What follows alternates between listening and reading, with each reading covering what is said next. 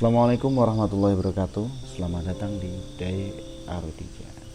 Masih di Curhat Malam edisi ke-7. Malam ini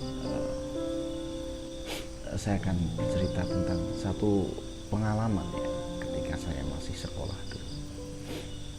Salah satu guru di aliyah saya, di madrasah aliyah setingkat SMA ya, kalau teman-teman belum tahu, pernah menanyakan hal ini kepada seorang alim, seorang ulama yang juga masih guru kami. Namanya adalah Sayyid Thayyib Hasan Al-Babud dari Termas, Kota Pacitan. Pertanyaannya sedikit ya, Bah, ngapunten, hakikat hidup itu apa? Jadi, Bah, mohon maaf, hakikat dari kehidupan itu sebenarnya apa? Maka beliau menjawab dengan renyah saat itu. Yo, urip iku, hakikate urip iku wayahe mangan-mangan, wayahe turu-turu, wayahe kerja-kerja, wayahe ibadah-ibadah. Kurang lebih redaksinya seperti itu yang saya tangkap dari guru kelas saya ketika aliyah, namanya Ustadz Andik Malik. Ya, simple sih gitu ya. Wayahe mangan-mangan, wayahe turu-turu, wayahe kerja-kerja, wayahe ibadah-ibadah. Saat itu saya, apa ya maksudnya? Ya, bukannya hidup memang seperti itu. Saya pikir belakangan saya sudah mulai mengerti ya, meskipun untuk mempraktekkan ya masih jauh panggang dari api gitu. Iya, bahwa kalau dalam agama kan yang disebut dengan zalim itu adalah, zalim itu menempatkan segala sesuatu tidak pada tempatnya. Hari ini kenapa banyak hal yang tidak sesuai terjadi di sekitar kita gitu. Ya karena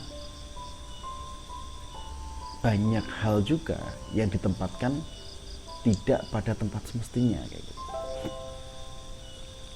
Kalau bicara kondisi lingkungan misalkan, ya bagaimana ya, kembali lagi ke limbah yang pernah saya bahas.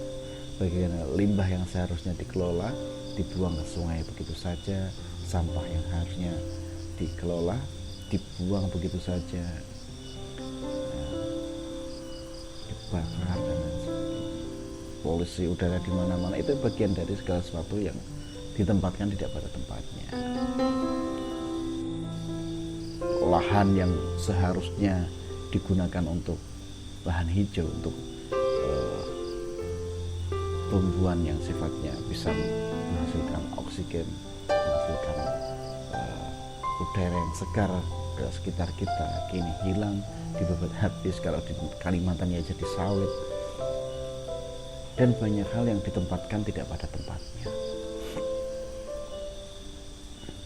Dalam konteks paling terdekat pada diri kita, ya, pola hidup yang tidak sesuai dengan apa yang disampaikan oleh Sayyid Thayyib Hasan itu tadi, ya nyatanya memang bisa memperburuk diri sendiri gitu. Nah, ini jangan jauh-jauh, kita sering melakukan itu ya. Kita bekerja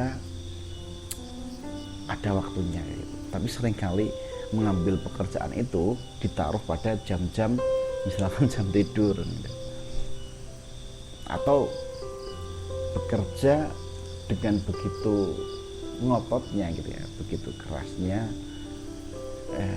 seakan-akan ya memang kerja itu harus keras, tapi kadang ya itu saatnya makan kita masih kerja, kita melupakan makan, bahwa jasmani itu mempunyai hak untuk diberikan nutrisi berupa makanan itu juga, karbohidrat dan lain sebagainya itu.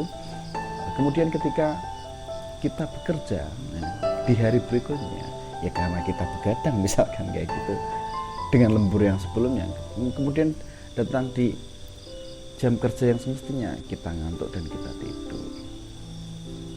Yang paling parah adalah ketika segala sesuatu tidak dapat ditempatkan pada tempatnya itu, ya ketika kita bekerja, ketika kita jalan-jalannya sebagai sebuah hak untuk memenuhi tubuh dan pikiran kita lupakan ibadah kayak gitu.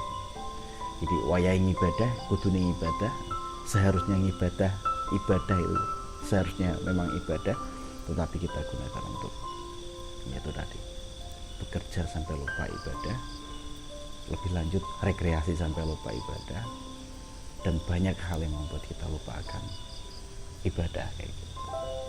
Ya ini juga bukan nasihat untuk siapa-siapa, tapi kita renungkan bersama-sama, utamanya diri saya sendiri ini ya memang demikian.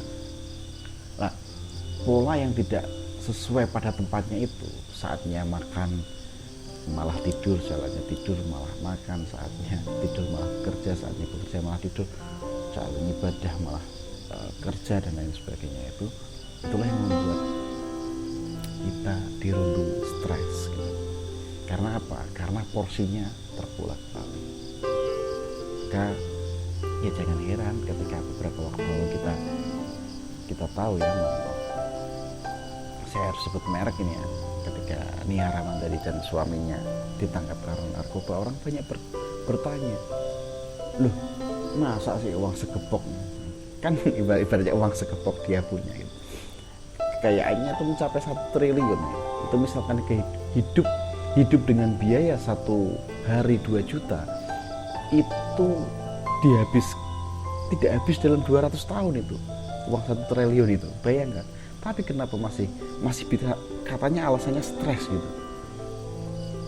Padahal kalau dinalar uang 1 triliun itu untuk kehidupan, yaitu tadi untuk perharinya 2,5 juta saja, kita bisa hidup sampai 200 tahun itu gak habis gitu. Artinya itu bisa 5 generasi loh. Tapi kenapa stres ya? Karena lagi-lagi segala sesuatu tidak diletakkan pada tempatnya. Saatnya bekerja, dia bekerja terus, memforsir tubuh sehingga pikiran menjadi penat. Hak-hak yang lain, mulai dari hak untuk diri, berupa refreshing, walaupun nyatanya masih sering refreshing, termasuk alasan sabu-sabu itu ya bagian dari refreshing meskipun tidak dibenarkan kan. Mencari kesenangan, karena apa? Karena hidupnya penat ya. Yang paling penting adalah alam ya. Jangan-jangan ya kita tidak boleh menjudge gitu. Ini diingatin kepada kita saja bahwa jangan-jangan yang membuat kita stres semacam ini adalah kita terlalu banyak memberikan hal-hal yang nutrisinya itu untuk tubuh, hak tubuh, tetapi hak hati tidak pernah ada tempat buat kita. Saya tidak menasihati siapa-siapa. Nasihat ini atau saya hanya mengorek masa lalu gitu ya, mencoba memutar nostalgia di masa lalu ketika saya diterangkan dalam kelas dan beliau Ustadz Andi itu bercerita bahwa yaitu Sayyid Thayyib Hasan Al-Ba'bud pernah bercerita demikian. Alhasil sekali lagi, yuk tempatkan segala sesuatu pada tempatnya.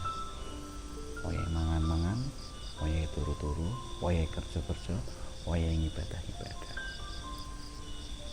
Demikian, semoga bermanfaat dan menjadi nasihat bagi kamu dan perbaikan bagi kamu. Wassalamualaikum warahmatullahi wabarakatuh.